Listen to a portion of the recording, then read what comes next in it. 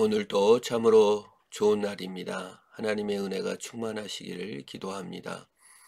오늘 하나님의 말씀은 여호수아 7장입니다.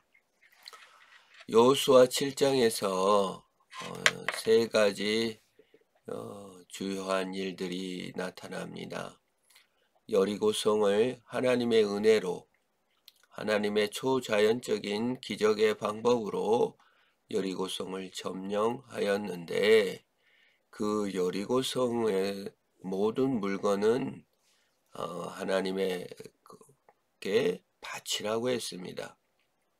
그런데 아간이라는 사람이 욕심이 생겨서 그걸 훔칩니다. 이스라엘 자손들이 온전히 바친 물건으로 말미암아 범죄하였으니 이는 유다 지파 세라의 증손 삽디의 손자 갈미 아들 아간이 온전히 바친 물건을 가졌음이라. 여호와께서 이스라엘 자손들에게 진노하시니라.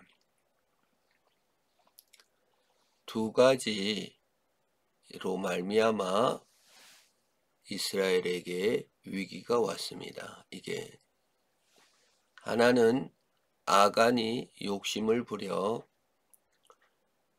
자기 물건도 아닌 것을 훔쳐 챙긴 것이고, 두 번째 위기는 하나님의 은혜로 여리고성이 무너졌음에도 불구하고 자신들이 잘해서 여리고성이 무너졌다 생각해서 뭐든지 할 수 있을 것 같고 자신만만해지고 기고만장해졌다는 겁니다.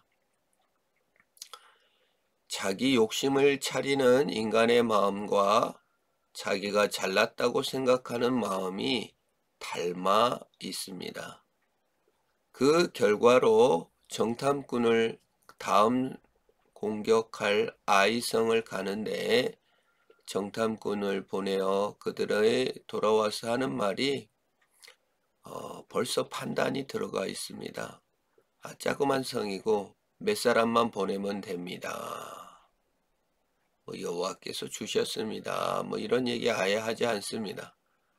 뭐든지 할 수 있어 갖고 기고만장해진 자기가 아주 잘난 인간으로 생각이 되어지는 것입니다.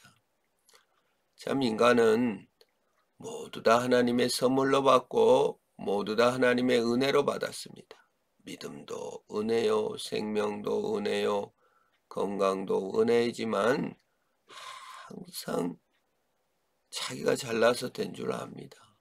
직장도 건강도. 그것이 영적 위기입니다.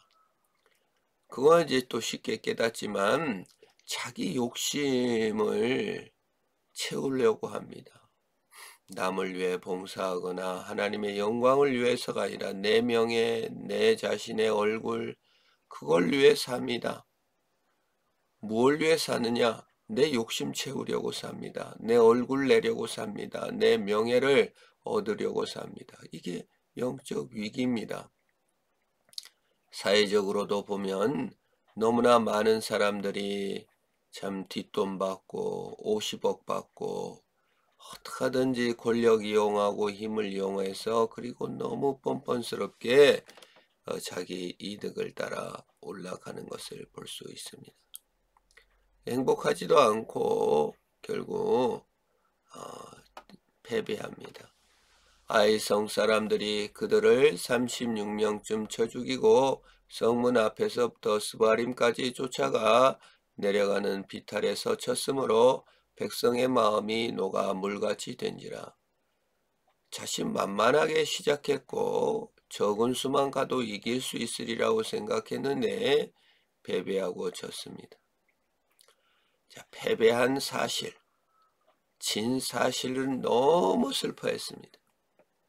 그래서 옷을 찢고 티끌을 뒤집어 쓰고 밤새 저녁까지 울고 원망합니다. 이제 요단 저편을 만족하게 여겨 거주했다면 좋을 뻔하였나이다. 7절입니다. 그 자기 자존심 때문에 또 자존심이 상했습니다. 자기 명예가 상했습니다. 주여, 이스라엘이 그들 원수들 앞에서 돌아섰으니 내가 무슨 말을 하오리까. 근데 다시 돌이킵니다. 주의 그 이름을 위하여 어떻게 하시려 하니까.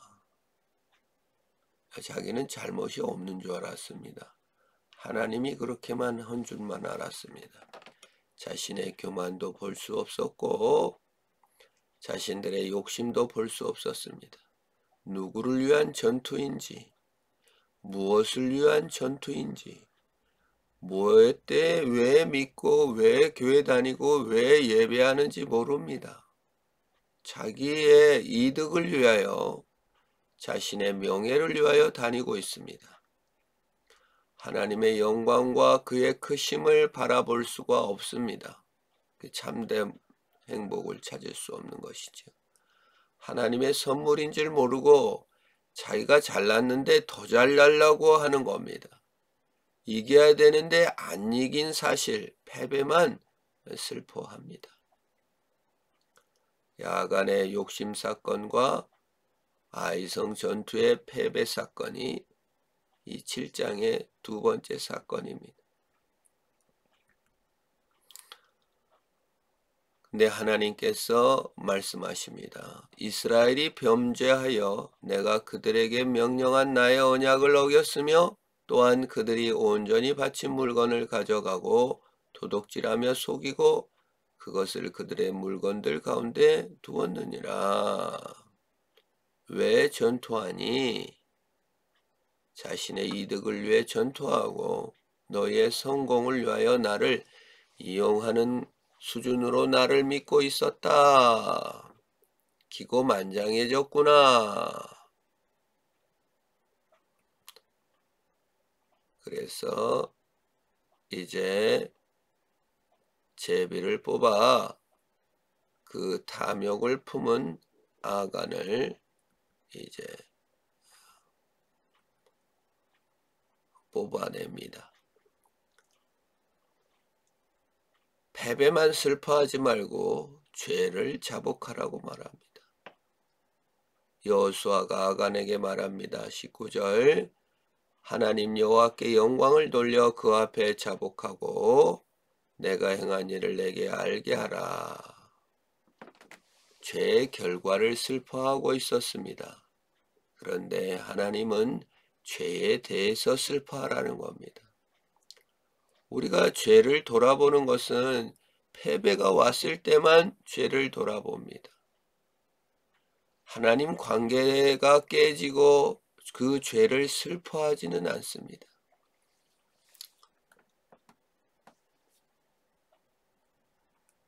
그리고 죄를 진술할 뿐이지 회개하지 못하는 것을 볼 수가 있습니다. 그것이 슬픔입니다. 우리 세 번째 사건, 하나님 앞에 죄를 회개하고 죄를 슬퍼하고 하나님 관계가 깨진 것을 슬퍼하는 저와 여러분이 되기를 바랍니다. 실패가 왔을 때 왜 이렇게 패배가 왔느냐고 패배를 슬퍼하지 말고 혹시 하나님 관계를 막는 죄가 있는지를 슬퍼하며 하나님과의 깊은 관계로 들어가는 것입니다. 그리고 모든 것이 선물인 줄 알고 날마다 믿음으로 승리하시기를 축원합니다. 하나님 아버지 감사합니다. 우리가 왜 직장을 다니고 왜 삽니까? 하나님의 영광을 위하여 이웃의 공공의 유익을 위하여 하나님께서 선물로 주신 줄 알고 믿음으로 살아나가게 하소서. 때로 비난받을지라도 내가 비난받는 용기를 주시고 때로 어려운 일을 당하여도 주님의 영광을 위하여 사는 아름다움을 주시옵소서. 내 욕심을 차리느라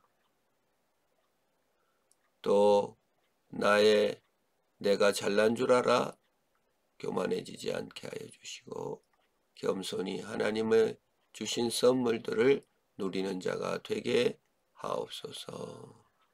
죄를 슬퍼하게 하시고 죄의 결과인 패배만 슬퍼하는 자가 아니라 하나님 관계에 깊이 나가는 우리가 되게 하옵소서. 예수님의 이름으로 기도합니다. 아멘.